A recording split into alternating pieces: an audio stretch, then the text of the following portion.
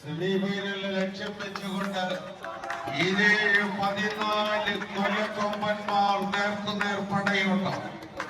ഒരു പുറത്ത് പ്രതിഭകളും പ്രതിഭാശാലികളുമായ പടയാളി കൂട്ടങ്ങളെന്നത് പ്രതിഭാ പ്രളയക്കാട് കത്തിച്ചലിക്കുന്ന അഗ്നിജാലയിൽ കാരിരുമ്പിന്റെ വെട്ടിരുമ്പ് കൊണ്ട് കൊത്തിക്കടഞ്ഞെടുത്ത ഉരുക്കുമുഷ്ടിയുമായി ആവേശത്തിന്റെ ചിറകിലേറി പട നയിക്കുന്ന പടയാളി കൂട്ടങ്ങൾ.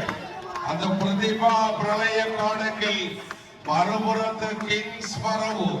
ഒരു കാലഘട്ടത്തിന്റെ താര തമ്പുരാക്കന്മാർ നേർക്കുനേർ പടവെട്ടുന്ന കാഴ്ച.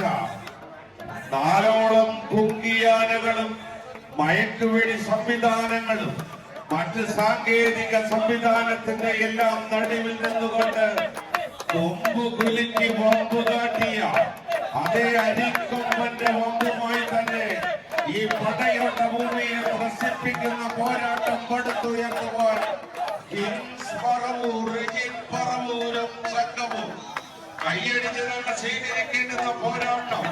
കായിക പ്രേമികളുടെ കൈയടി താളത്തിന്റെ പിൻബലത്തിൽ മറ്റൊരു മാസ്മരിക മുഹൂർത്തത്തെ ഈ പടക്കളത്തിന് സമ്മാനിക്കുന്നവർ. എന്നാൽ വീണ്ടും ആദ്യ സെറ്റ് മത്സരം വിജയിച്ച പ്രതിഭാ പ്രളയക്കാട് ഫോർത്ത് സെക്കൻഡിലേക്ക്.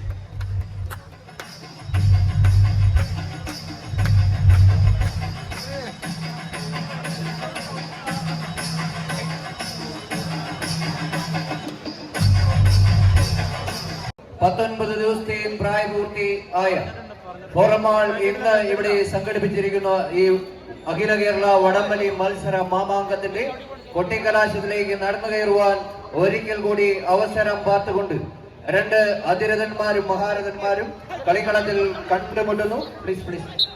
എന്നുള്ള കാര്യത്തിൽ യാതൊരുവിധ സംശയങ്ങളുമില്ല.